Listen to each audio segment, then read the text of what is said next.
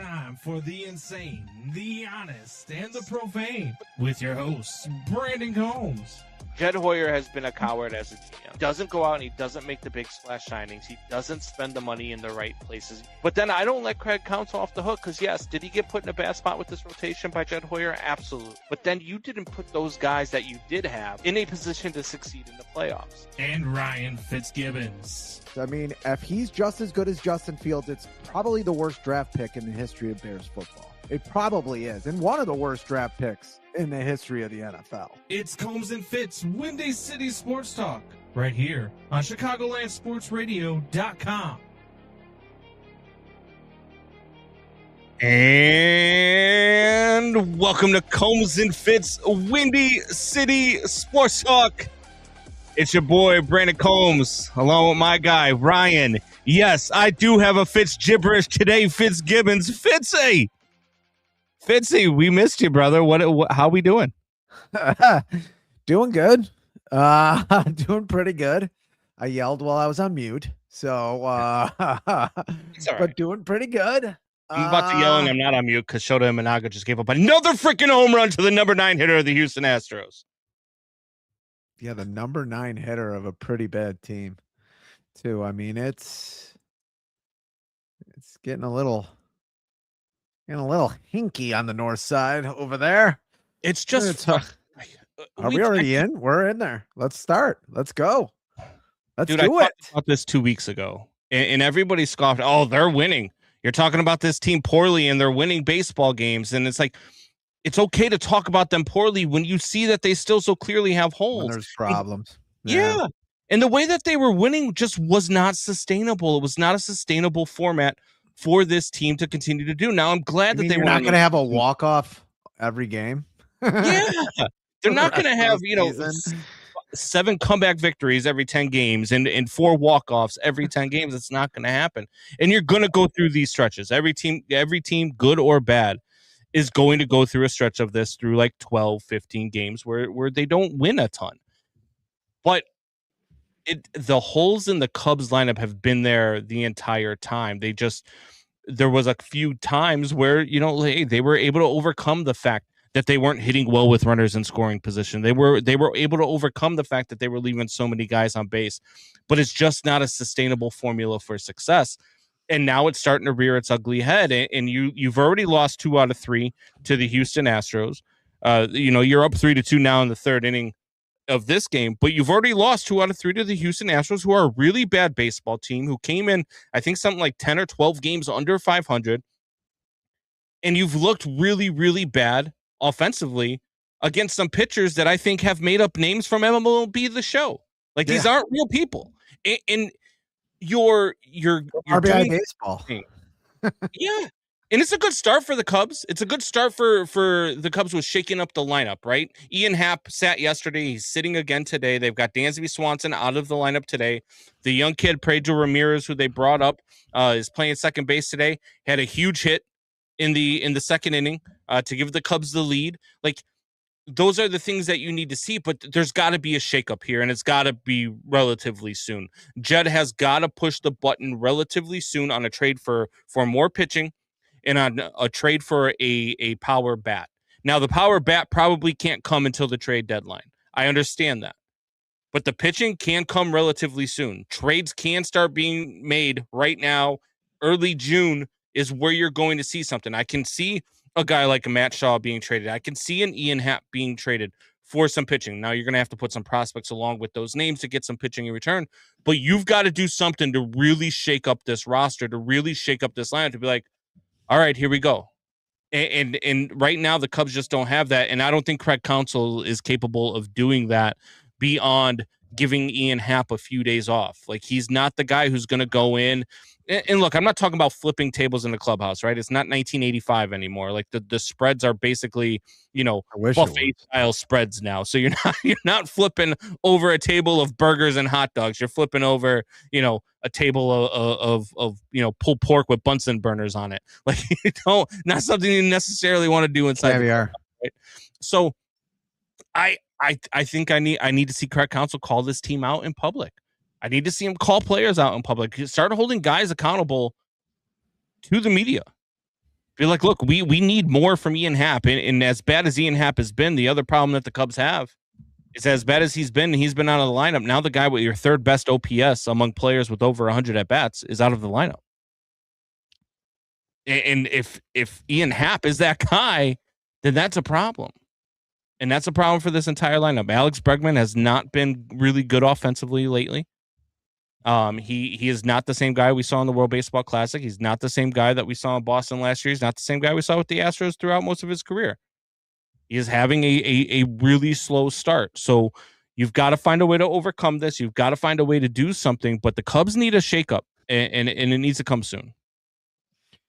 Yeah, I mean, it's good. I know Pedro Ramirez was a guy that they were hoping to have with the trade with this Cubs team. But yeah, I mean, every team isn't as good as they are when they have a 10-game winning streak, obviously. But every team isn't as bad as they are when they have a 7-game. I mean, they're not this bad. They actually looked really good against the Sox. I was talking to somebody else about it earlier in the week. Like, they actually look like a good, solid team, play great defense, do all those things. But you're right. These things are going to catch up on you, catch up to you. A bad starting pitching is going to catch up to you. Bad hitting's going to catch up to you. Inconsistent. I didn't really think this team would be this inconsistent, but the story of the year for the Cubs is being inconsistent. And yeah, they're a younger team, but they got some veterans on this team where you need some consistency. That's the one thing about baseball I really look for in a championship team is consistency. I mean, the White Sox are just terribly inconsistent, but we knew that's how it was going to be.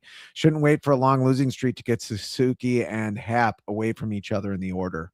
Yeah, no, I completely agree. And that's the thing that Craig has kind of been bad at, right? Like, it's Craig Counsell has kind of done this throughout his tenure. Suzuki's been decent this year too. Suzuki's been pretty good. It's one of your better hitters again. But so is Ian Happ, and that's the problem. Is that these guys who are so inconsistent. Ian Happ has the third best OPS on the team, but he also leads the universe in runners left in scoring position. Yeah, and who scares you in this lineup? Who is like, oh, I'm just terrified. I don't want this guy to come up with anybody. Nobody. Like that's my biggest problem with this team. I didn't knew that going into the season, though. Yeah, I know, but I mean, we were talking about this last season that's what they need. I knew Bregman wasn't going to be that. I still think he's a good pickup. I still think he'll turn it around. But I mean, if you're looking at a lineup and trying to diagnose one guy, then you're doing it wrong. All your stars aren't hitting. Yeah. And that's what, that's what I've been getting at with Cubs fans, because Cubs fans have been coming at me on social media. Oh, you know, they've got to do this and they've got to do that. Well, great. So far this week, I've heard from Cubs fans, PCA needs a day. Ian Happ needs a day. Seiya Suzuki needs a day. Michael Busch needs a day. So you need to sit the entire lineup. Who's playing? Who's playing? Who's coming up? That's what I'm saying with Ian Happ. Who's coming in and doing a better job? Who's coming in and hitting for a higher OPS than Ian Happ? We've got Michael Conforto in the lineup today. He just came up with the bases loaded in 2 outs, and he flew out. Like, those are the things that I'm talking about. It's fun to say, hey, you've got a guy, but you've got to look at the overall body of work. And Seiya Suzuki just struck out again. He's striking out at an enormous clip right now. This team as a whole is not hitting right now. And they've got to do something. You need to bring in a bat. You need to shake up this lineup. You need to make a big trade. You need to, if you send Ian Happ out of this clubhouse right now, everybody's gonna stop and be like, whoa. And that's the type of that's something that I think that this team needs. It's something I think Craig Counsell needs to take Ian Happ away from him. And I think that's the only way that you're going to figure that type of stuff out. I think that's the only way you wake up a bunch of these guys who just right now just aren't hitting. Mo Baller, it might be time for him to go down. I know he had a big hit. Yeah, he had a home run yesterday. He had a hit earlier that extended an inning for the Cubs.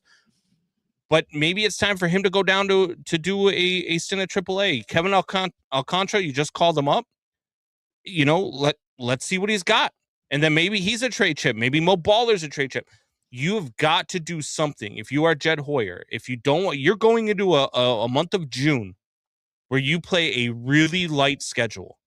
And if you come out of that month of June still outside of first place, still looking up at the Milwaukee Brewers and the St. Louis Cardinals, you're already dead in the water. You cannot come out of June like that. And that's the problem with the Cubs right now, and that's what they have to attack right now. I just don't know if Judd's got the personal fortitude to do it. Don't know if they had written in pen 30 home runs from Pete Crow Armstrong, because we're just two guys in a basement doing a podcast, and we knew Pete Crow Armstrong wasn't hitting 30 home runs here, May 26th, whenever they started the season. I'm used to saying April 1st, but we knew he wasn't going to be that player. I mean, he was that player for half of one season.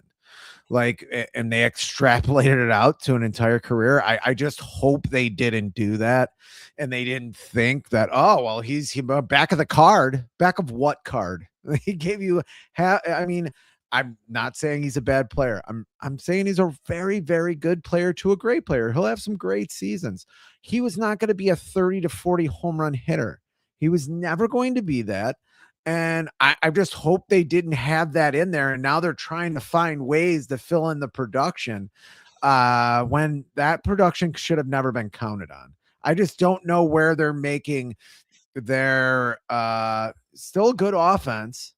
I just don't know where they're making the calculations here. And yes, if you have guys who are very good to good and you have a bunch of them, yeah, it's very hard to go into slumps like this because, someone's got to hit. But I always like to have one scary ass hitter in the lineup, like a Jose Ramirez, someone like, I mean, you got Aaron Judge. I know everybody's going to say that. New York, Mike Trout, I hopefully what the Sox might have in Murakami, like somebody like that who just at any moment is just a tough at bat, walks a lot, and can hit a home run in almost off anybody on any pitch. I just don't know where their calculations were together with this lineup and with the starting rotation. I just feel like things went sideways and they really don't have a secondary plan here. I mean, I guess I'm on your side that they have to trade for probably a bat now. Like that really wears them thin. I don't see them trading for a very effective bat unless something drastic happens, like you said is going to happen. I don't see how they get a bat and a starting pitcher. Because if I had to pick between two, I think this team's going to the playoffs. I want a starting pitcher, but I just don't know how they're going to get both. Well, you're not going to the playoffs if your team continues to hit like this. You look up the top 10 hitters right now with runners left on base. 5 of them are Chicago Cubs. That's not good. That's not good. And 4 of them are in the top 7. Like that's not good. It's not a good stat. It's not something good for your team. You've got Ian Happ, who, yes, again, we talk about his OPS. He's got the 3rd highest OPS on the team. He has 108 runners left on base. Ooh. I mean, you can't do that. Like it's just that's bad. You can't be the 4-hole hitter night in and night out the way Ian Happ has been and leave that many runners left on base. You just can't sustain that. You can't have Michael Busch hitting in the 2-hole, leaving 97 runners on base already in the season. I mean, we're only at May 23rd, May 24th. Like you can't sustain that and still be a team that has playoff aspirations. And none of the slugging is high enough for me on this team. It just isn't. Michael Conforto's slugging looks good, but he's not playing every day. 32 games. So he's played enough. He's been good for I mean, you get that out of Michael Conforto. Yeah, I mean, geesh. No one thought you were going to get that, a 951 OPS, but other than that, no one's even close to 500. Not that most of that OPS was in his first 50 at bats, and he went at 56 at bats. He was over 1100 OPS, and now he's down to 987. So he's coming back down to earth relatively quickly. Construction costs are high. All right, this guy's got nothing better to do. He's got nothing better to do. We're in the middle of a war. We're in the middle of a war. All hands on deck, brother. All hands on deck. We are in the middle of a war. We got inflation. We might have a recession around the corner. And I just bought a new fucking house, asshole. You guys want to fight this out, or are we gonna? He puts a couple fans in my house, and he thinks he's he thinks he's the foreman over here. I mean, he came by your house, put some fans in, and couldn't help you hang up any photos. Like, I mean, he could have helped me with this. He could have given me a few. Oh, what would have been cool for your did podcast? He offer to run a drill? Because I do watch it for 5 minutes and then I post and ghost. I post once and then we never see another post from him because he's literally here for a minute and a half. He's probably not even hearing us talk about him right now. No, it's probably what's happening. He's just like, his once a month viewing that he's going to. While he's taking a crap. He's taking a crap. Crap's done. He's wiping right now. Badly, I might add. Badly. Probably, yeah. Yeah. He definitely washes skid marks out of his drawers. That's for sure. I can't be trusted to hang his own pictures. I'm in the middle of deciding whether to keep the podcast in this room or take it to the bigger room out there, which I think I'm going to take it to the bigger room. Okay. I'm letting it breathe for a little while. When I used to drink wine, you open up the wine and you let it breathe. Although I had no patience to wait for the wine and ended up drinking it anyway. I don't know. Jeremiah brings us back to sports and says PCA is a Dandy Grove man that was portrayed as a superstar. This is what happens when you consistently shop on the middle shelf. And I mean, it's hard. I don't know how many times I've disagree with him. Yeah, I mean, Jed. I actually agree with Jeremiah there. I don't know what happened to Combs. I think we've temporarily lost him. Probably. I mean, we are at war. It could be a bomb. But he's right. But actually buying on the middle shelf is a problem, especially with this team. They've done it again and again. I mean, look at Dansby Swanson. He was not the number one shortstop out there. You could have had Francisco Lindor, who's not having exactly a great season, but you could have had guys like that. I think it's a big problem when you don't have guys like that. Jed bought Combs internet. Yeah, maybe Jed is coming in. I mean, you never know. That could be happening. I mean, I really think the globalists, Jeremiah, are taking over the internet and big swaths of America. Maybe if he turns off his TV during the show. Megan TV. Hell yeah. So yeah, I guess it's just me right now going solo here, which everybody wants.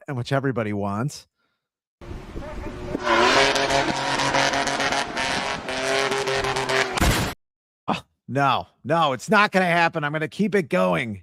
Damn, thought he was gone. Whatever guess, we'll keep talking about the shitbag Cubs. I mean, like I said before, I don't think they're going to stay this bad forever. I think Combs, my computer just shut down and ran an update, he said. I don't know if computers really do that. So maybe it is. Maybe AI is taking over. Maybe a better version of Brandon Combs will go into the past, watch a few old Cubs games, and come back and tell us about it. Or the future. But anyway, yeah, I mean, Pico Armstrong right now, OPS 677. OPS. He has 6 home runs. 6 home runs. We're almost halfway. We're about a third through the season.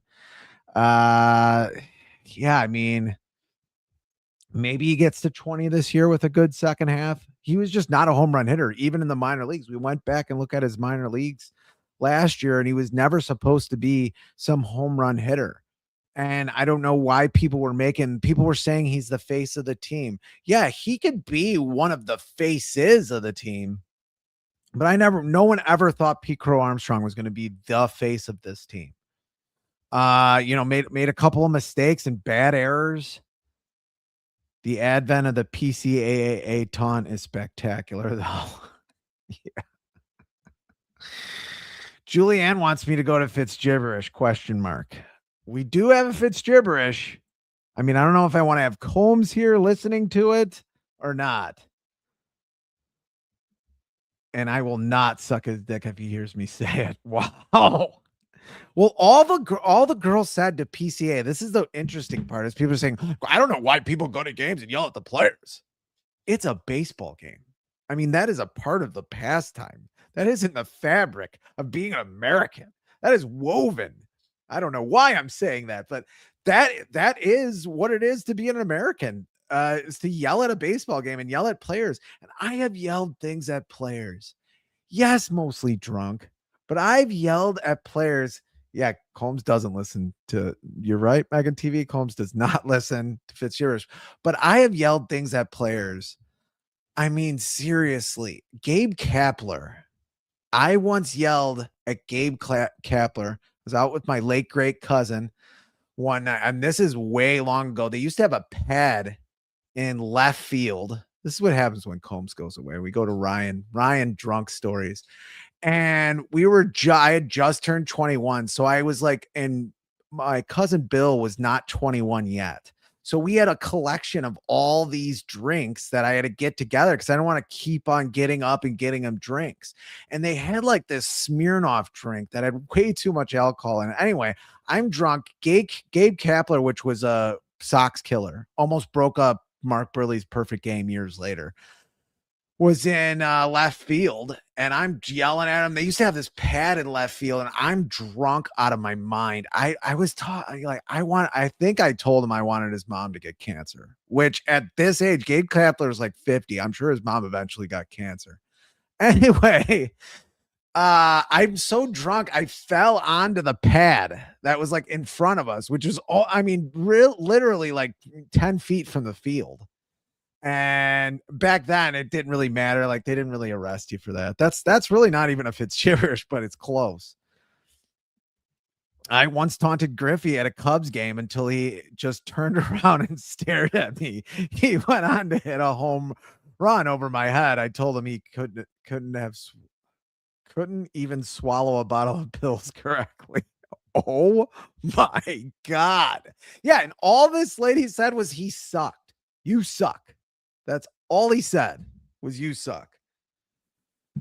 My computer, well, he's still. I'm back. I look, it's this Apple stuff. I don't know what the hell happened. My whole computer just decided to shut down and run an update right in the middle of. Anyway. So all she said was he sucked. I don't know who that was. Anyway. We were talking about fans taunting people. And I told a story of being drunk. Jeremiah told a story about how he told Ken Griffey Jr. he can't even swallow a bottle of pills correctly. So, yeah. He consistently called Cocoa Crisp Fruit Loops. Should have started calling them Cocoa Pebbles instead of Cocoa Crisp. At one point, the Cleveland Indians had Cocoa Crisp, Milton Bradley, and there was one more, which was ridiculous. This is going down a hallway that ends in racism. I know, but I want to go down it. Cocoa Crisp, Milton Brad. I'm trying to think back to that team. This is what happens to this show when you go. Anyway, I almost fell on the field once, so I was telling that story. You almost I was 21. I had just turned 21 and I had collected a bunch of drinks because my cousin wasn't 21 yet. So we wanted to have a lot of drinks. And I used to drink fast, believe it or not. So No, I drank for keeps. No. I drank like there was never, like they just invented the stuff and it was going to disappear by the end of the night. It was going to be uninvented and not exist anymore by the end of the night. So, yeah, and we talked about the end of the PCA thing, which, I mean, yeah, the girl taunted at him, but all she said was, you suck, dude. I mean, I don't know if I've ever seen, I'm sure there is stuff where it wasn't on video and it happened years ago where someone just said, hey, you stink. And the guy went nuts on him just because he's having a bad day. But that's the only time on video I've seen somebody actually just say you suck. And then the guy tells her, Suck my dick, bitch. I mean, I didn't have any problem with the clapback. I really didn't. And I know people are like, oh, well, he said, you know, S my D. Like, she was giving him stuff. He said something back. Like, I love when players clap back. I loved it when Joey Votto called the guy in the front row who was talking about his batting average. And then he called him a fat fuck. Like, I love stuff like that. I love when these guys clap back because you get a lot of fans who, let's just face it, feel like they can say whatever they want. There was another incident that didn't get as much publicity with PCA where he was in the on-deck circle and some fans were shouting stuff and he clapped back at them too. But they didn't get as much publicity because when he clapped back, the thing was they were talking about his mother, who was also in attendance, who was also sitting closer. No, so, see, I get that. Like I was saying, was telling Gabe Kapler that I hope his mother gets cancer. That's what I was saying. So if he yelled at me or tried to like climb into the crowd, I'd be like, well, I guess he deserved it. But all she said was, you suck. I mean, that was my point. Like I've done way worse and not gotten a clap back. Maybe I'm jealous that I never got a clap back and I want my goddamn clap back. Well, she said more than just you suck. Like if you watch there we go. Well, I mean, she called, I forget what the hell she said, but she said something. She dropped an MF in there. She was like, you guys are losers or something. And he just clapped back. Like it is what it is. Like I don't think she was wrong, and I don't think he was wrong. She premeditated this, which to me, him getting fined for that was the biggest joke of all of it. Was because, granted, it was only $5,000, but she even admitted that this was premeditated. She told her fiance, who they were going there for her bridal shower or their bachelorette party or whatever it was, hey, I need you to record because at some point PCA is going to be near the wall and I'm going to say something to him. Let's see if we can get him to respond. So the fact that this was premeditated makes, to me, it's like, okay. So you knew that this is what you were doing. You were trying to get a response the whole time and you finally got the response. And she handled it like a pro afterwards when asked about it.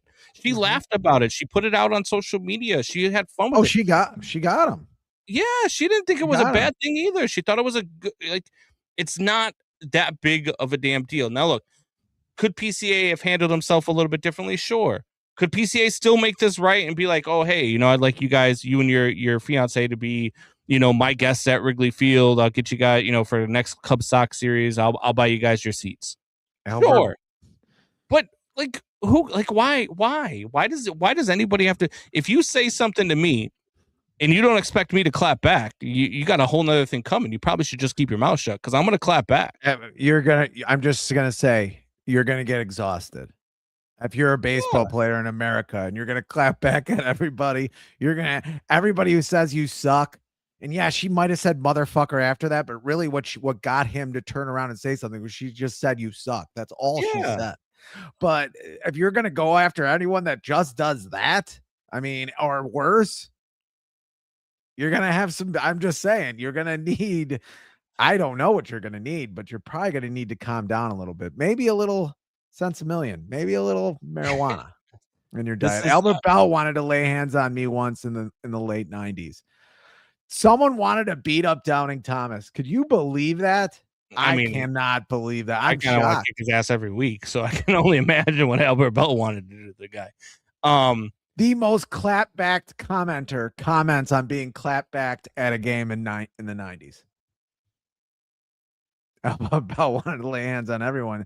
Yeah, wasn't there a Bruce Levine thing? Yeah. For the uninitiated, Bruce Levine, the longtime reporter for the Sox and Cubs in this town. Yeah, there was something where he went, but he did that to everyone. I mean, the guy was on just a ridiculous amount of steroids. Yes. Just a ridiculous amount, and corked his bat. The elbow he threw halfway down the line to second base to try to break up a double play. Halfway to second base, not even at the bag, just halfway to second base, just a straight forearm shift. That today is only legal in the UFC. Yes, the Penal League. I think it's still legal. The California Penal League, made famous by Major League the movie. And the craziest part was that was a legal play back then. It wasn't even called interference. No, it was just like, okay. I mean, like Pete Rose almost killed. I think it was Bob Fosse. Or I might be mixing the name up with somebody else, but it was a catcher. It was in an all-star game. He almost killed the guy. The guy was out for like a year and a half. Yeah. He like broke his hip or something. He almost attached the top side of his body with the bottom side. Bottom half, top half, whatever. He was a jag bag. Doubting Thomas says prime Doubting Thomas -300. Albert Bell +240. I'm giving Albert Bell. I'm going to give Albert Bell a whole lot more. Yeah. If you're talking about prime Doubting Thomas -300, Albert Bell +240, it's probably who's going to end up as the bottom in that situation. Like that's where I would get -300 and +240. Definitely not in a fight. Albert Bell, the highest paid, I know baseball player, but I thought it was athlete per year. Jeremiah said when he signed his contract with the White Sox, he was the highest paid baseball player ever. Mm-hmm. A falling contest. But yeah, no, look, you get Jeremiah all of these things. It's, to me, it is what it is. He got fined $5,000. Let's move on. It's not that big of a deal. And the worst part is when he was talking about it, that play off the bat, according to StatCast, was another one that he almost made that had a 0% chance off the bat of being caught, which would have been his 6th of his career, making a play on a ball that has a 0% chance coming off the bat. So, I mean, also the clapping at him for that is just kind of stupid too. And it just goes to show the fans don't know. After that play happened, I had one of my buddies who's a Sox fan text me and said, PCA is just garbage. How can people think he's a good outfielder? And I never even responded because I mean, seriously, like, hey, the guy leads everybody in defensive WAR. Like there's no comparison to what he did. And again, a 0% chance off the bat. So it is what it is. I mean, Sox fans and Cubs fans, they're going to go at the other team. It's just what it is. The fans had what I saw from that series, and I think I said this last week too, was I saw Cubs fans and Sox fans enjoying at the time two good teams in this city. Yeah, I mean, just the defensive plays were even better than the offensive plays, and the offensive plays were pretty great. I didn't hear of a ton of fights, a ton of arrests like you normally do at a Cubs-Sox game. And what I heard was Cubs and Sox fans chanting "Green Bay sucks" during some downtime. Yeah, and finding common ground. Like to me, that's what this rivalry is. That's what makes it fun. Because look, I get you some fans, and I'm not one of them. And I mean, to a certain extent, you're not one. Like, look, I cheer for the Cubs. I'm a Cubs fan. I want the Cubs to win every damn day. So the only time I root against the White Sox is when the Cubs are playing them. And I don't root, like, I'm not one of those guys that's going to sit there and is like, oh, let's hope the Sox lose today. Oh, the Cubs lost. Well, at least the Sox lost too. Like, that's a stupid mentality to have. And people that have that mentality, look, good for you that you're right as a fan, but it's just not how I choose to fan.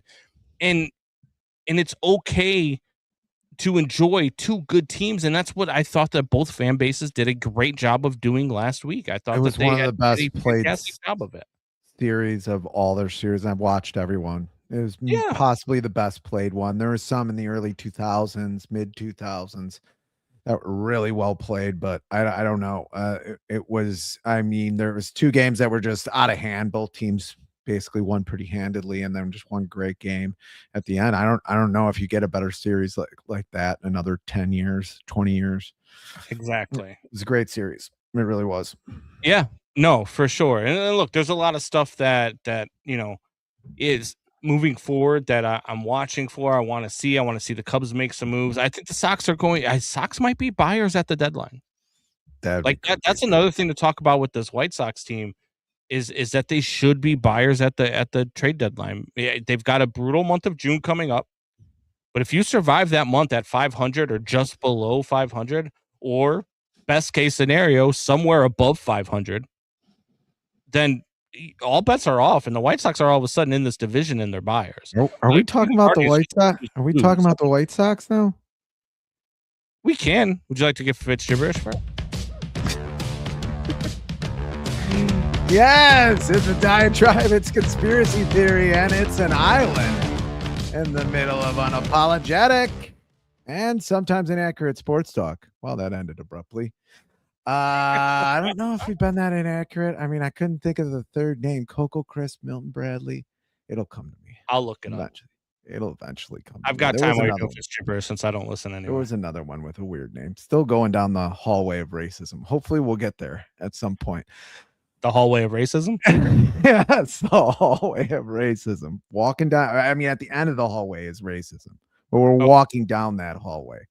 Gotcha. But anyway, what a great way to start out Fitz gibberish. It was all supposed to be different, better, more athletic, and satisfaction was guaranteed. It was going to be brought to you by the new AI tool that's going to steal your job, the pharmaceutical drug that'll blow up your liver like a hand grenade, and hard-on supplements that work so well your wife will flush them down the toilet. It was a cure-all, a quick fix, a minor tweak, an active bomb, and an opiate for the masses. We had focus groups, next-gen stats, launch angles, shifts, ex-managers, ex-general managers, and bad commissioners. Rob Manfred. If you haven't guessed it already, I'm, of course, talking about the rule changes in baseball that took place in the winter of 2023. The pitch clock, a pitcher only getting 3 throws to first base, a man on second in extra innings, and, of course, banning the shift. The rule that was going to change hitting for not only left-handed batters, but fix baseball batting averages. For the uninitiated, a baseball shift is when the defensive alignment favors one side of the field to the other. Most commonly used on left-handed hitters who pull the ball to the right side of the field. Here is an example in a real-life game explained by the late, great Vin Scully, if I can ever get to the video. Over there, Rojas and Gordon and Gonzalez and Ethier. I don't know the last time I've seen a four-man infield. Thought it was pretty cool. And Coco Crisp was over there, I think. Theo Epstein said of the shift at the time, I think fans prefer if a game is decided by whether their second baseman can range in the hole, make a diving play, come up and throw the runner out. More so than if there's a front office had the right algorithm to position them in the perfect place of the ball to set right to them. I don't know. It puts the players back in the middle of the action and athleticism back on the diamond.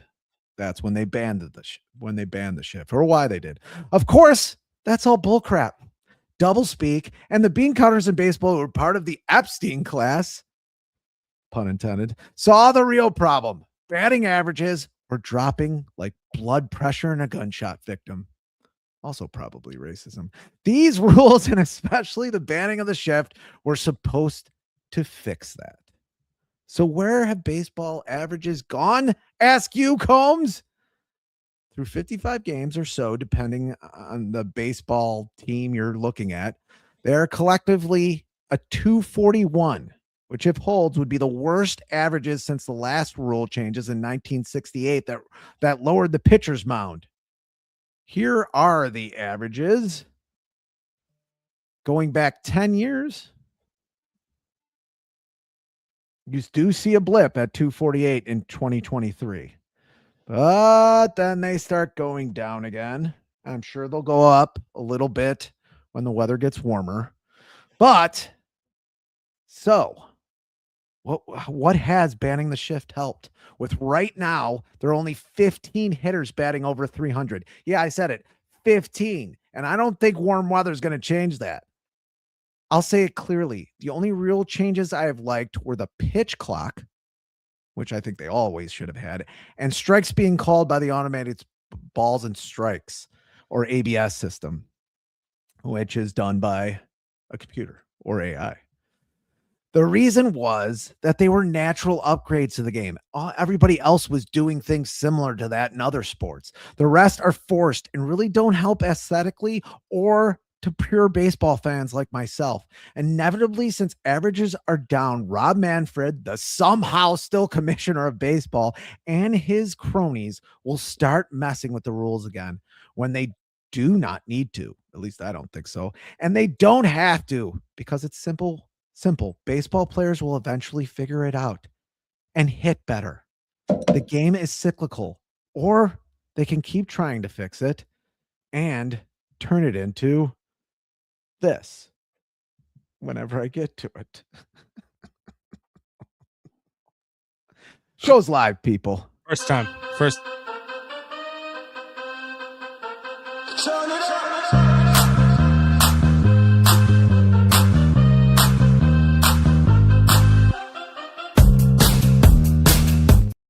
Robot players.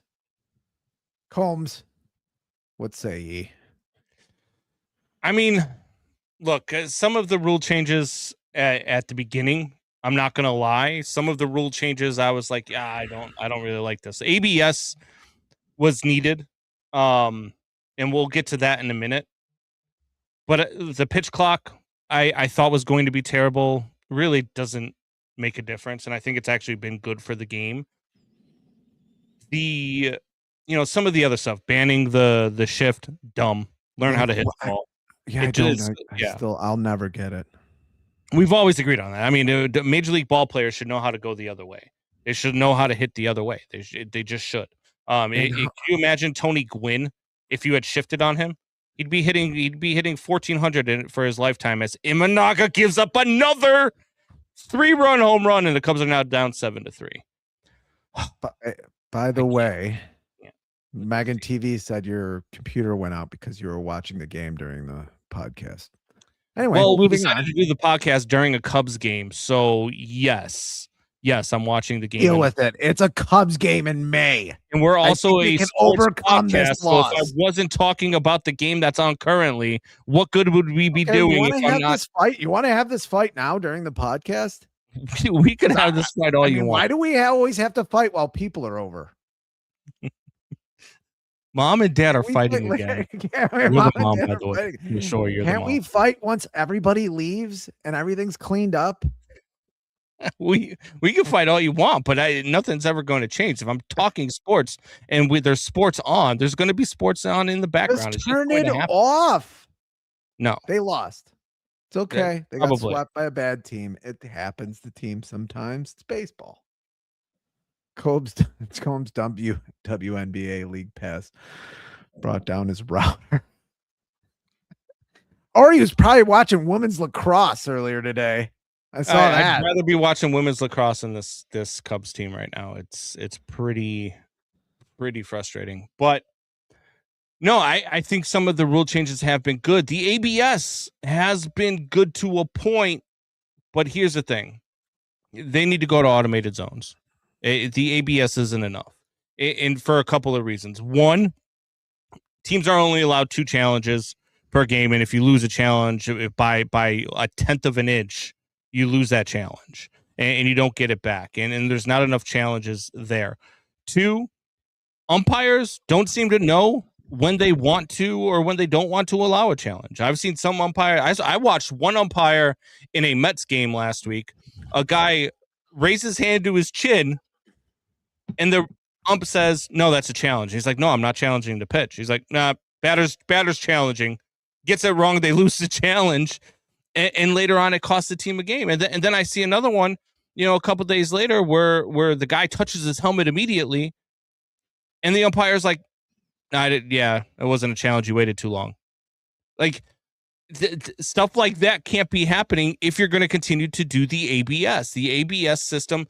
If one, you only get 2 challenges anyway, you're going to have to do something to where you get together with umpires and say, look, if they tap their helmet before the pitcher gets back to the rubber, it's a challenge, period.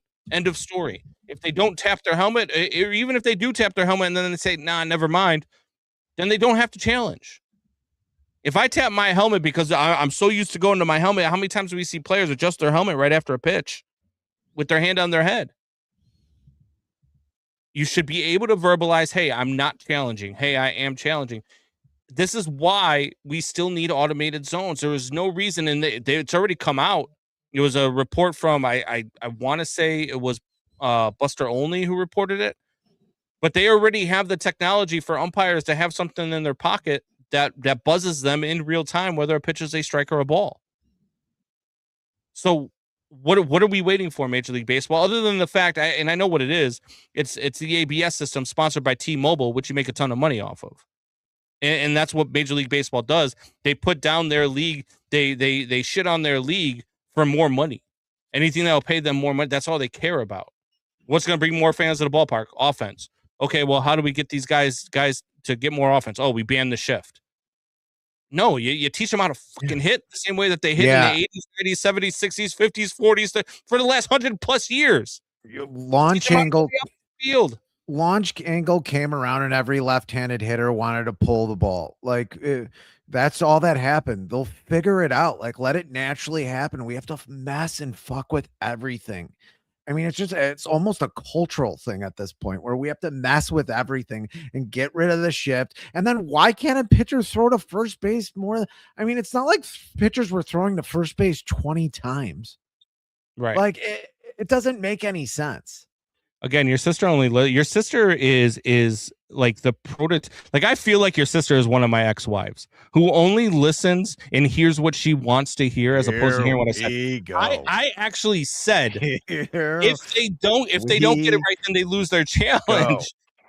But when you're off by 1/10 of an inch, then you don't know like that you lose your challenge by 1/10 of an inch. It's not like you're challenging and the ball is all the way in the zone or all the way out of the zone. You get hit by a pubic hair by a touching the zone and it's a strike, which to me is just think you either go to automated or 2 challenges, maybe 3, I guess, but you can't have guys going like this all game. No, I agree with that. Can't have it. It stops the game. But there needs to be more. Who tried to do it? It was almost right down the middle, and the guy's challenging the call, and it was almost right down the middle. The hitter looked like an idiot. I forgot who did that, but it was like, oh, come on, guys. Yeah, it's the umpires union, I guess. It is the umpires union. I mean, they have way more say and way more play than they should. I mean, it's one of those things where you look at what they're doing, and my bigger problem is the umps. You know, some umps with a bigger attitude, like you get the idiot Junior Valentine, who's always been a clown. If you've been married 3 times, maybe it's you. I mean, look at the man in the mirror. If you want to make the world better. Like, I always admit to my faults in my discretions. I've never said once that it was always not me. I've never said that. So anyways, getting back to sports again, why are your brother? It's his 1/10 of an inch. It's his 1/10 of an inch, Megan. Yeah. Oh boy. Oh, maybe we should do more shows at 2 p.m. I think Jeremiah's over caffeinated. Maybe that's why Megan loves Doubting Thomas. She doesn't know the difference in inches. I'm not sure. I'm not sure what's going on. I'm out of the shitter and still watching. Just FYI, you couple of hand jobs. So we were right about him going into the bathroom, and he thinks he got us. Got you. I wasn't the shitter. You were right. Got you. But no, I just think that umpires have got to, like, you can't have umpires still, and this has been the problem with umpires for a long time, is that their ego gets in the way of them doing their job. It shouldn't be an ego thing where you're upset that they've challenged and gotten it right like 3 or 4 times. So now this time you're going to be pissed off and you're going to make it a challenge, even though the guy verbally says, and you can hear him on the microphone, I'm not challenging, and he didn't even put his hand on his helmet. And you still forced the challenge out of it because you knew you were right and you wanted to be right. And that's why he wasn't challenging, because he knew you were right. Yeah.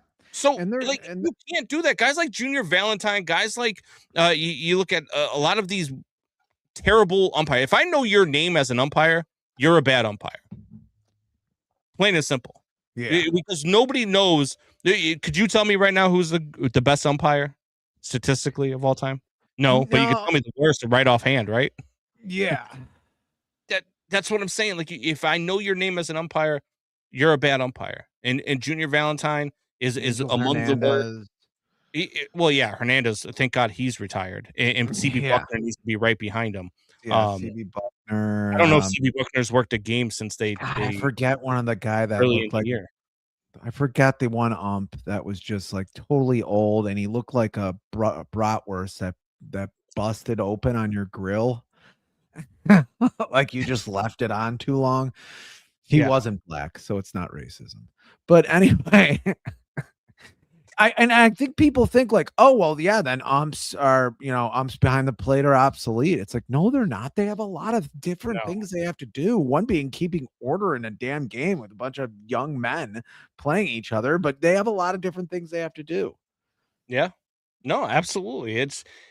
And you can't have an umpire with an ego. I mean, you've had guys like Joe West who had an ego. I mean, that's really when I started to hone in on umpires, was the Joe West, David Ortiz thing. When Joe West missed 2 calls that were at Ortiz's ankles, and Ortiz got pissed off, didn't say a word to West, but walked into the dugout, slammed his helmet, slammed his bat, and West threw him out of the game. And then Ortiz came back to run at him to say something, and Joe West just stood there and smiled while he was yelling at him.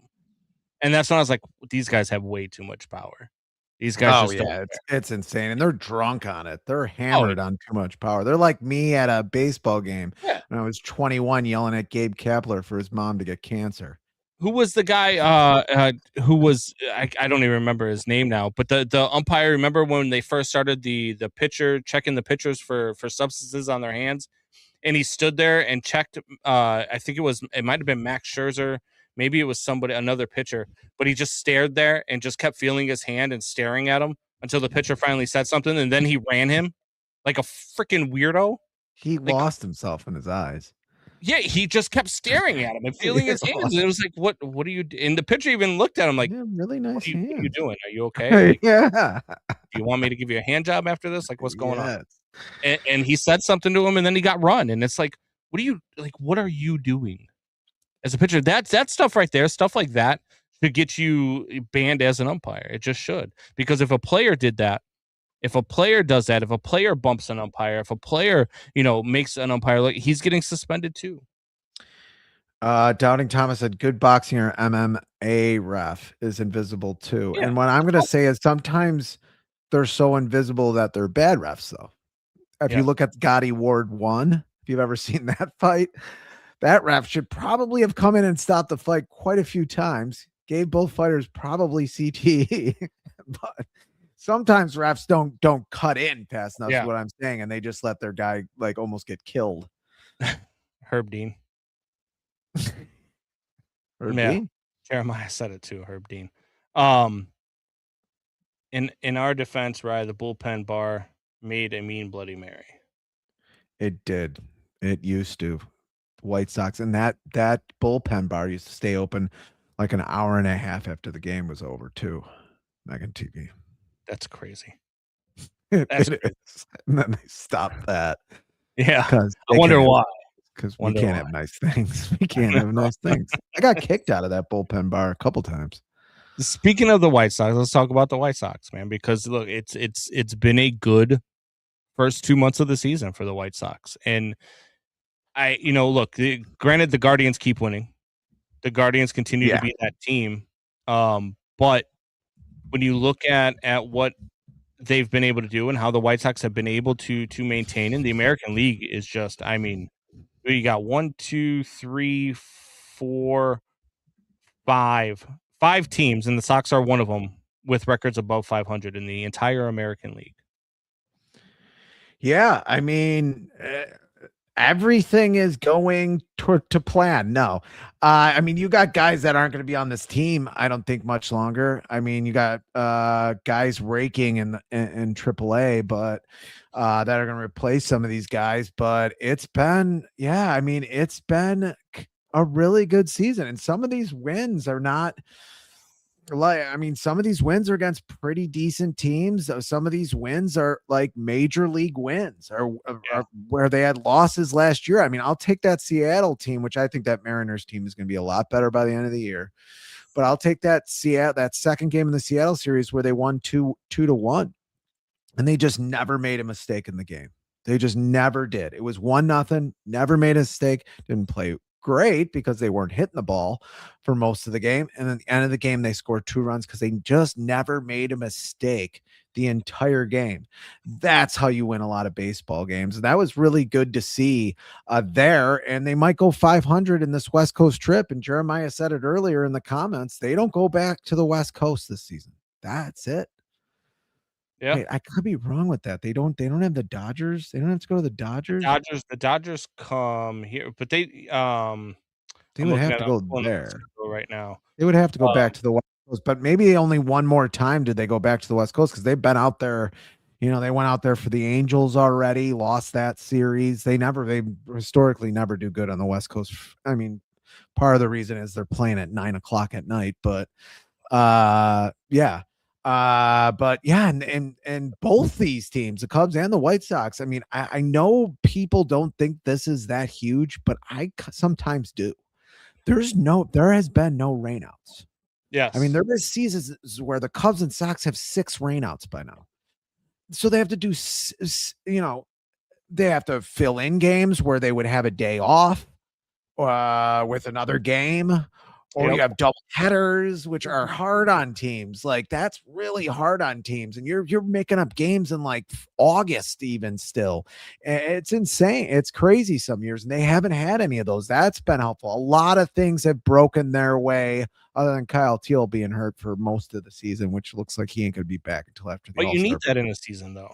Like good, even the good team, the teams that overperform, the teams that surprise you from year to year, they need those things to go their way. They need those things to happen. I mean, that's what happened for the Cubs early in the season too.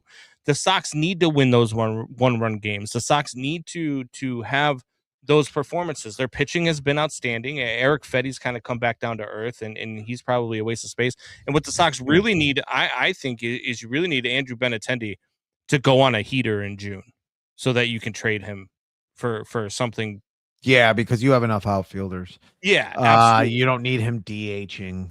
No. Yeah, you desperately need that so you can trade him for just anything, maybe a middle relief. Yeah, where they're really hurting. Middle relief, even back at like somebody to set up in that aspect as well.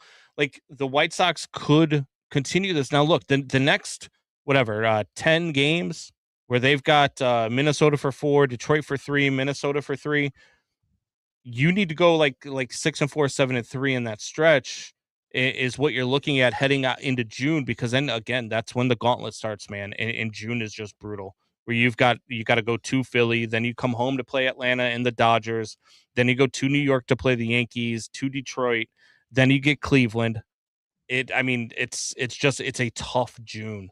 And to come out of that June, the Sox need to be a 500 team, a team that plays 500 ball in that stretch. And if they can do that, man, all bets are off in this division. And if you know going in as a team that's playing really well, and as a team that's actually, I think is a pretty good baseball team. They're young, but I think this is a good baseball team in the Chicago White Sox.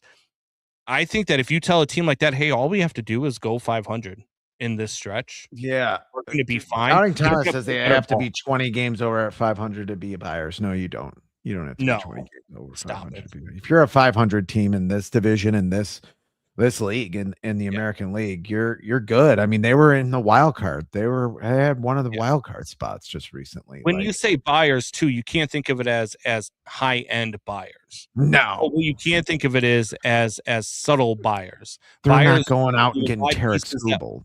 Not that they'd be able to, but you know what I mean, right?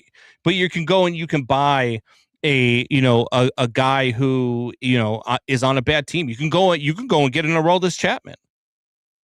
You know what I mean? Like, you can go and get a guy on a bad team who is still really good and improve your team. And you guys scoffed when I said this was an 80-win team. He wants his flowers from you. He wants you to say he's smarter than you are, and you're great. You're awesome, Jeremiah. Yeah. So go ahead, say it. I still think, I think you're right, and I was wrong about them being an 80-win team. I think this is a team that can win the division, but by them being an 80-win team, 81 or 82 is where it's Whoa. at. I think 81 or 82 actually wins this division. What did you say? What?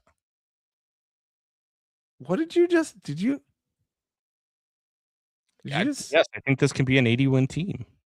You think they can win the division? You think the White Sox can win? Yeah, this division is terrible. Absolutely I terrible. don't know. Cleveland's pretty good. Nah. They're not great, but they're not as good as they are now, winning 7-8 games in a row. But no, but that's they're pretty good. They got some young talent too. They're a surprise as well. I mean, I think everybody thought Kansas City and Detroit were going to be up there, which they still can. I mean, some of these teams that are 5 and 10 games under 500, a couple of them are going to be above 500 by the end of the season, and they're going to be in the race as well. These teams are still pretty talented teams. This happens a lot in April and May. It's a matter of Jerry being out of the way or not. You know what? I don't know if that even matters because they're only an $80 million payroll. So who are they going to bring on? They bring on a half of a $25 million player. They're only paying $10 million off that. And yeah, they're trading away maybe some talent. They got a lot. Their farm system looks better and better every day. I mean, Jacob Gonzalez comes out of nowhere. Yes, he was your first round pick, but that was 3 years ago. He's got 15 home runs now. He's in AAA. He's coming up. Like it's happening. Braden Montgomery is coming up. They're both playing. Yeah, Jacob Gonzalez. People keep saying everybody's a shortstop. Well, shortstops can play. I mean, you can put a shortstop in right field. I think he can. I think a shortstop can play left field. Yeah. I mean, those things can happen, especially in this baseball. These guys have to be ready to play any position these days.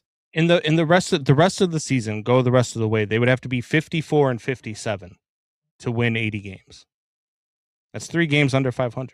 You don't? Yeah, I was saying last week it was they had to lose 70 games to win 70 games, in the season, go 47 and 70 or something like that. I said 47 and 73, I think it was last week.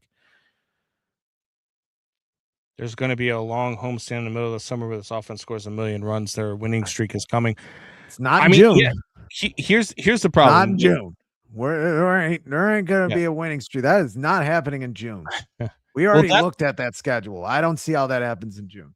Well, that's why you need them to play 500 ball, because then you get into July where you get Cleveland, Boston, you get the A's, and then you get and then you have the All-Star break. But then coming out of the All-Star break, even they've got Toronto, who hasn't played great ball. They might be playing better by then. Texas, who's a good team. Houston, the Yankees, Tampa Bay, Boston, Cleveland, Cincinnati. So not a bunch of teams that you're scared of. And if the Cubs are still this team coming in August, and then they play them their second half schedule is pretty conducive to finding a winning streak somewhere in July and August.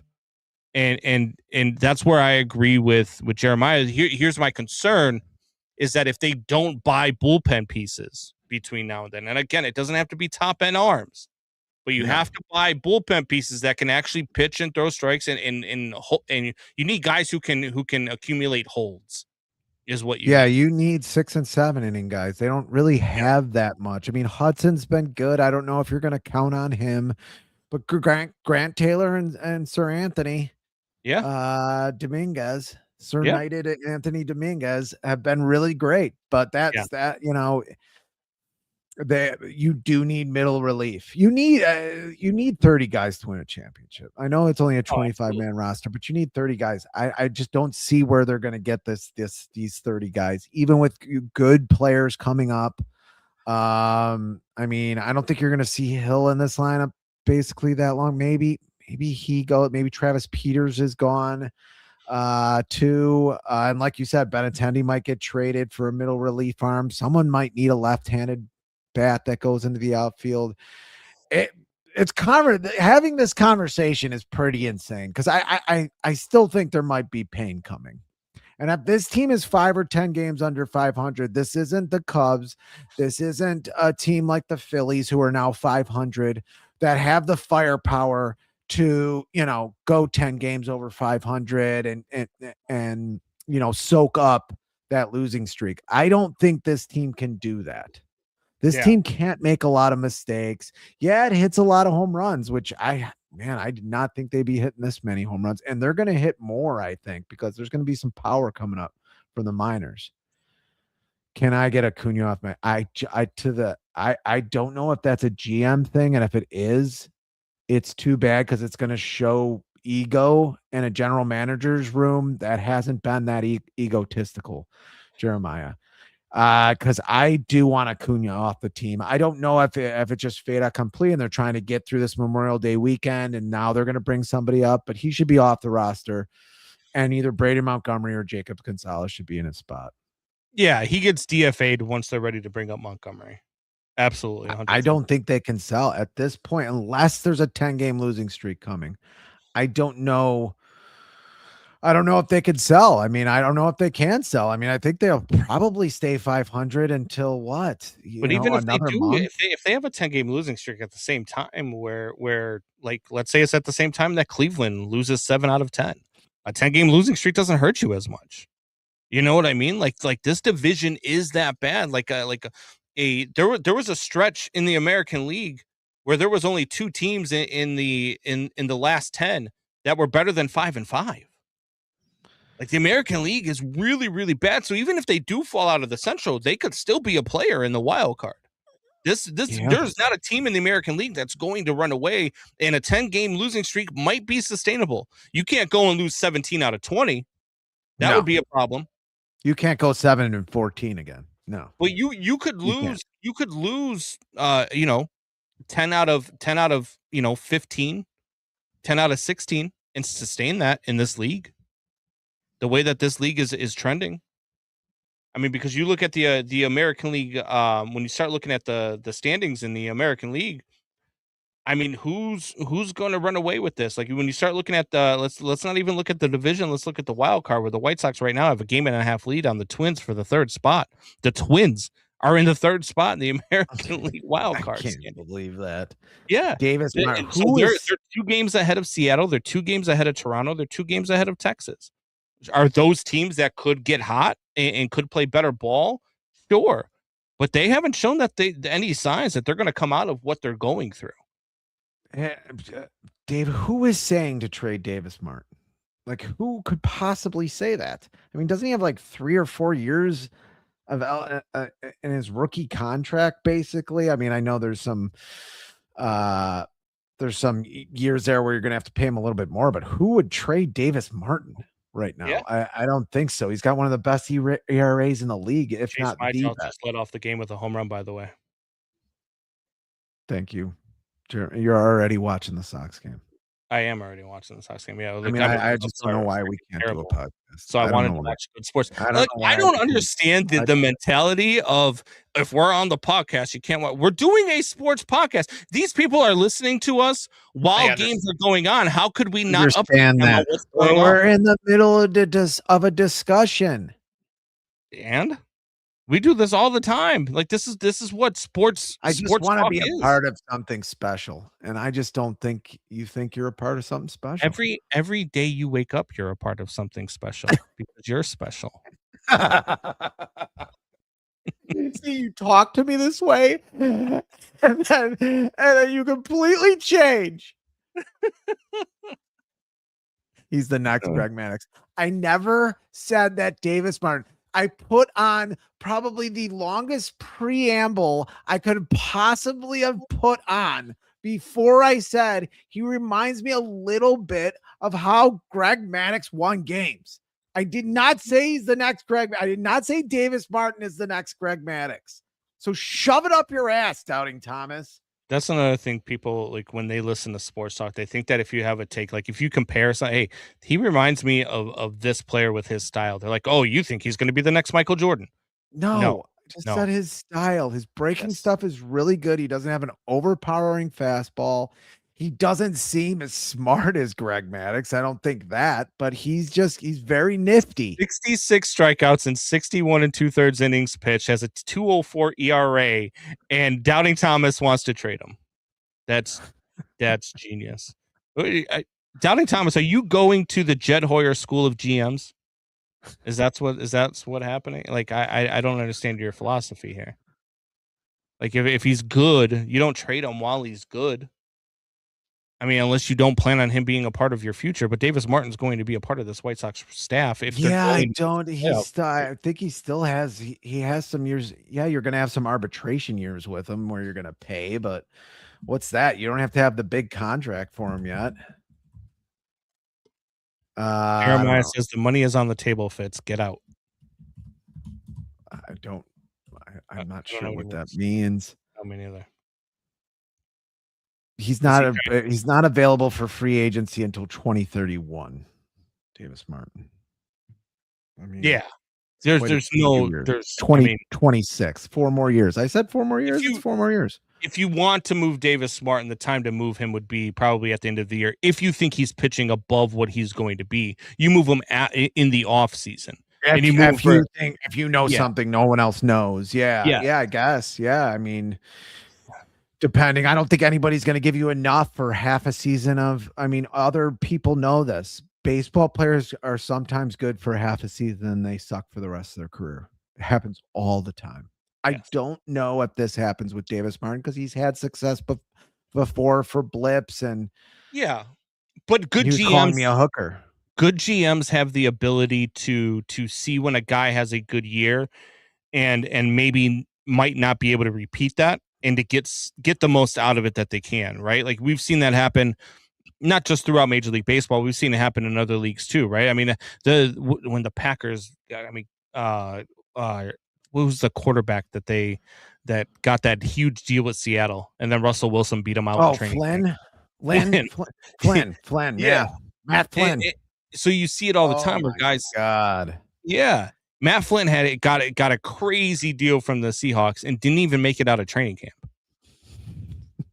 So good GMs know when they've got something. And so if that's and I don't think I haven't seen anything from Davis Martin in the way that he's been pitching to say that you need to get away from him as fast as possible.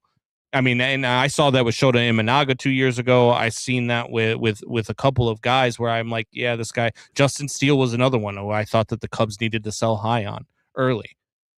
And so sometimes you see that. I haven't seen anything with Davis Martin that says, hey, man, if the Sox want to get out of this, they need to get out of it now and trade while his price is higher than it's ever going to be. I don't really see that either. But he already had Tommy John. It's not like that's coming. But if Chris Getz and the rest of his staff look at him and they're like, hey, look, he had a great year. I don't know that he's going to be able to replicate this. Let's see what we can get for him. Let's see what the market says we can get for him, and let's go try to get it. Let's see if there's a GM out there willing to do it. You know him better than anybody else, I guess. Yeah. That makes sense. Yeah. But you guys talking to me about GM school, same guys who wanted to get Justin Fields some weapons in the Caleb Williams draft. I mean, first of all, like 70% broadcasters of people who talk about the NFL said Caleb Williams should not have gone 1. First, let's start there. Second, this guy has taken so many victory laps. He's like a Kenyan marathon runner of victory laps on this one thing. He talks about it like he knew that he's the guy who now says, when I watched that draft, I knew that they needed to go out and they needed to go out and get themselves, Patrick Mahomes. Patrick Mahomes was definitely the best player in that draft, even though he was 14-30 at Texas Tech. Yeah. He wasn't really very good in college. Yeah. I knew at number 2 when they traded up, they should have taken him. He was the guy. Everybody was saying Deshaun Watson, which I thought they still should have gotten. They might even have won a Super Bowl with him, actually. Yeah. And in Chicago, with the way our politicians are, he would have gotten away with all 22 counts. He'd still be getting massaged right now, right as we're talking. He'd be getting massaged. Oh, like absolutely. Crazy. Oh, yeah, absolutely. Brandon Johnson would have pardoned him 4 times. 4 times he would have had pardons. Come on. But no, yeah, I mean, absolutely. Deshaun Watson was the choice in that draft. I mean, the way that he played in that title game against Alabama, there was no reason why he wasn't the first quarterback taken. And not only did the Bears get fleeced out of that 3rd draft pick, but then they get fleeced and then they take the wrong quarterback. And Yeah, that was the only draft where I turned off the draft after the second pick. That second pick happened. They picked Mitch Trubisky. I turned off the TV and I went to bed. I was so pissed off. Mitch is having a good career though. He's doing commercials. He's backup quarterback in Buffalo. He'll never play there. Actually, That guy never gets hurt. somewhere else now. Isn't Mitch Trubisky? Is he somewhere else? I think so. Is he I somewhere wanna say else he's where actually in the a spot where I quarterback think he like might end up barely ever starting. gets hurt? There was a backup. I was looking the other day. Yeah, he's in Tennessee. There would be a new massage tax in Chicago. That is Yes. true. They would have a Yes. massage tax. They Yeah. probably already have one. They would have legalized if Deshaun Watson was here. Our government here in Chicago would have legalized rub and If tugs. he won a Super Bowl in 18, which absolutely. they probably do win a Super Bowl. How good Deshaun Watson was back then. Yes. But another guy who played too much off schedule. Played well off schedule and just that was his thing. But he would have been good enough scored a lot more points. Cody Parkey would never had a chance to double doink. No. Yeah. Again, man, why you have him on that? I it is what it is. Like, I'm over the Cody Parkey. So I mean, it was the right call to kick the ball there. It's just, I mean, you just didn't have a kicker. You don't, you don't. I mean, he doinked the uprights 3 times in one game. After that, you just say that's it. I mean, I'm sure you're a good kicker, but this just isn't working out. Down you did not. There is. Zero. You accurately predicted the guy that everybody was going to take number 1. You accurately predicted that. Negative 0.4% is how much I believe the fact that you thought that Patrick Mahomes was going to be Patrick Mahomes coming out of college. I think he's talking about Caleb Williams here. I think he's talking about Caleb Williams. My argument is, they were going to take him number 1. I mean, they were. It's not really. I mean, yeah. I mean, for those who wanted Caleb Williams, I mean, you and half of the fan base were correct, and the other half of the fan base was incorrect. I mean, I still think that they could have been could they have turned Justin into something successful? Maybe. But to be honest with you, I just think he was ruined. I think the Bears ruined Justin Fields before he left. Would he have been Caleb Williams and what Caleb Williams has been? No. But Caleb Williams has, and I've said this many times, I was wrong about Caleb Williams. And it started. I was a flip of a coin at the time in Chicago. It was when I was like, oh, this kid might actually be something. I thought they should have taken Caleb Williams. I was a flip a coin, either that or a trade. But when there's just, you can't, just obviously Caleb Williams is way better than Justin Fields. Obviously he is. But when Darnell Mooney is your number 1 receiver and you don't have an offensive line for 3 years, that's a problem. I need my blood pressure medication. The organization was bad. Mahomes would have just been another boob with a B in his hat. Yeah. If Patrick Mahomes comes to the Bears, I agree with some people who say they win that Super Bowl that year that they were 12-4. I also think that they ruin him the same way that they ruined Mitch Trubisky. You mean a 7-step drop with no offensive line is not a good idea?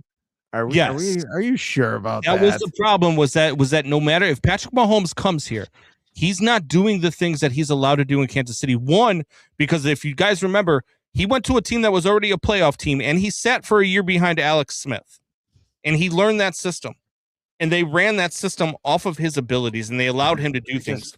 The Bears coaching staff was not allowing Patrick Mahomes to be Patrick Mahomes. They just weren't, and you had that moron come in quickly. I think they're gone quickly. Yeah. I just think Patrick Mahomes, the cream rises to the top. I just think he's good.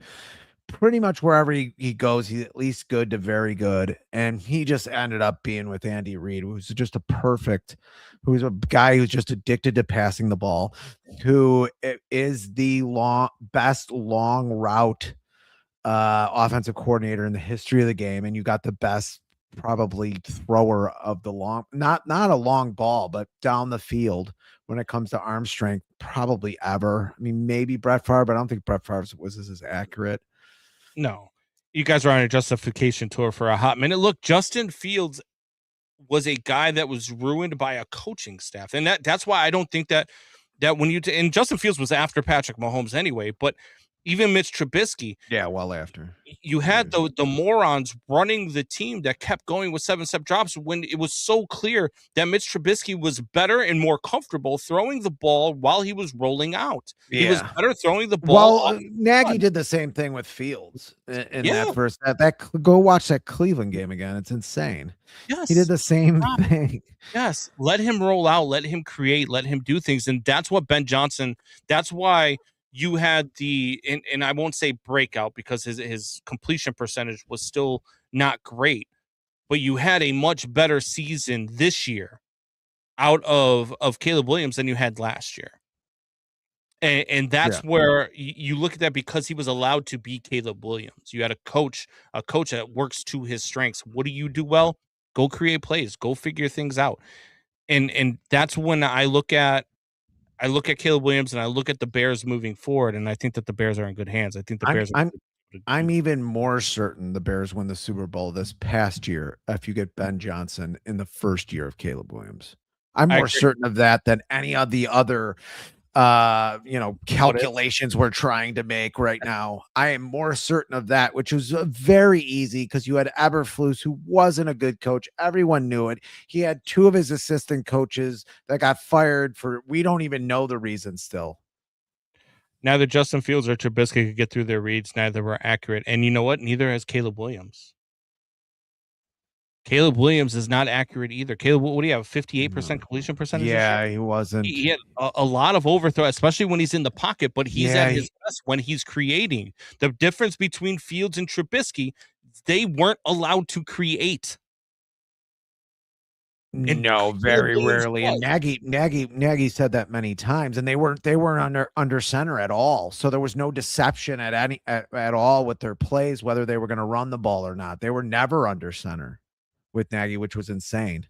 White Sox talk got detoured in a hurry. Yeah, it got detoured in a hurry because we started talking Bears, but they're down 2-1 now, in the first inning. So that Chase Mydroth home run went to shit real quick. And so look, I just think that when you start talking about, it's easy to look at stuff now. It's easy to look at stuff now, and I'm not afraid to admit I was wrong. I was wrong about Justin Fields. I was wrong about Caleb Williams. I was right about Mitch Trubisky. I knew he wasn't going to be shit. But it's easy to talk about things after the fact, which is why when we were talking Cubs earlier, when people were like, "Oh, the Cubs are winning," and you're still talking bad about them. Well, yeah, because they still had holes, and what they were doing wasn't sustainable, and I knew that. I looked at it from a reality perspective, and it's okay to do that sometimes. I think fans lose that reality perspective, and they want to live in the moment until after they can Monday morning quarterback. I think we do it for fun, but I think making predictions in sports is a little ridiculous and a waste of time most of the time. I just think it is. I don't think we come here to make predictions. I mean, if you're coming to this show to listen to predictions, if you're coming to any show to listen to predictions, I don't think you're going to the right place. I mean, just, I guess think for yourself or whatever, like flip a coin, but no one knows what the hell is going to happen with some of these things. If you come to this show for predictions and you remember, I picked that it was going to be Buffalo versus who'd I have in the West? Buffalo versus Anaheim for the Stanley Cup, and both teams are now out, and the team has a chance. And I also said it was going to be Boston versus San Antonio in the NBA title game. Boston's out. San Antonio's down 2-1 in the Western Conference Finals, which is a team that I think can still come back. I don't know if you've watched much of that series, but I mean, look, the referees have played a huge part in this series. The things they're allowing Oklahoma City to do to San Antonio. I mean, people are like, "Oh, why does Wemby only have 4 rebounds in the last game?" Well, he only has 4 rebounds in the last game because you're allowing guys to hold him with 2 hands to stop him from moving. Yeah, it's boring. Yeah, it's boring. I think the playoffs have been really good. I don't think they've been boring. I think they've been great as a whole.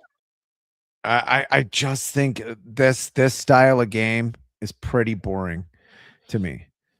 This style of NBA is pretty boring. I thought I thought you had a great playoffs last season. I predict someone is going to get hurt if my soup is not ready in the next 5 minutes. Wow. She's laughing at it. Well, I hope she pours it on him. How's this for 5 minutes? Is that hot enough? well, we got spousal abuse. We got racism on the show. Talking about yelling at people, hoping their mom gets cancer. Damn, who did that? I did it to Gabe Kapler in a game in I guess 2002 and a baseball game. And well, I mean, Jeremiah's told Ken Griffey Jr. to swallow pills faster so he can commit suicide. Jesus, what were you guys doing? What do you? I wasn't there when Jeremiah did that. Wow. I don't think Gabe Kapler and Griffey ever played on the same team. Enjoy the cream of rat poison. Yeah, see, I've never there are teams that I hate the St. Louis Cardinals and anybody who plays for them. I hate the Milwaukee Brewers. Playing pretty good this year. I don't think I've ever gone to a game and shouted personal stuff at any of the players. Because I just it's just I mean, there's ethics. I didn't know if his mom had cancer or not. I mean, she well could have, but I didn't know for sure. So I don't know. I mean, it is personal, but I didn't know for sure. Brutal, dude. I'm sure she eventually got cancer. God. We should probably end on that note. We should. Oh my God. And that's Fitz gibberish. Well, any of you guys who are new to our show want to come back next week. Right. Next Talking week. about racism, cancer. Oh my God. I can't believe you guys said that stuff, Dad. I mean, that's crazy. Here's a question for you before let's end on this. The PCA thing, he yells at the woman, right? And then he gets the $5,000 fine, no suspension, no nothing like that, and it blows up. Is it a bigger story if that happens on an NBA court and it's a 6'4" black player saying that to a white woman who's telling him I got this question thrown at me this week, and I was like, I don't think it changes things. But in perspective, does it change things? I hate these types of questions. Yeah, of course it changes things just because of the way our culture is. Just I mean, it changes things. Just like when we were talking about the whole Rabel Rossini thing. Yeah, races are different. They're treated somewhat different in this country. Yes, they are. I don't think it's as bad as it used to be, but it's definitely happens. It's unfortunate, but yeah, I think it's different. I think basketball is just different too, because there's almost like nothing between. There is nothing between you and the fan. I mean, at least there's like fence between him and the fan there. How about if the woman was black and it was PCA's Doubting Thomas? Look, I think yeah, if it's me, that's a better question. I don't know about you. Look, we can go back and forth on the one that I had the problem with the most, and I didn't say this. The one I had the problem with the most is her fiance. Because if you say something to my wife like suck my dick, I'm probably coming after you. You know what I mean? Like if you say something like you suck too, or fuck you, or whatever the case is, I'm probably letting it go because, she's talking shit, you're talking shit. But when you say suck my dick, it's a completely different scenario. Yeah, like it is. And look, it's a completely different scenario. I disagree that if it's on a basketball court that we have a different situation. I think the problem with the basketball court is that when you say something like that, you are within range of somebody like the husband actually coming after you. Yeah. There's like not a lot of space there. Like in a basketball game, it's all right there. You're in a hot gym. It's like, by the way, fans sit way too close in an NBA arena. But I think that's where it changes things, because then you could end up with an altercation. I don't think, to me personally, when I look at that as like from a fan perspective, I still don't have a problem with the player clapping back like that. I just don't. Yeah, you might get fined. You might get fined though, because you did say "suck my dick, bitch." I mean, you might get fined. He probably gets. Yeah, the NBA fine because the NBA is more strict about their interactions with fans, and it's because of stuff like malice in the palace, right? When was the last time we saw a baseball player go into the stands after somebody, right? Like it usually, I mean, for one, there's netting all the way around the fields now to stop that, and most players can't get to anybody in the outfield. And sometimes the wall's really high if you're in, especially if you're in the outfield or if there's a fence in between you, unless PCA was going to chew through the fence like a rat. Yeah, or use it as a glory hole, one of the two. Jeremiah says it's a little late for white privilege.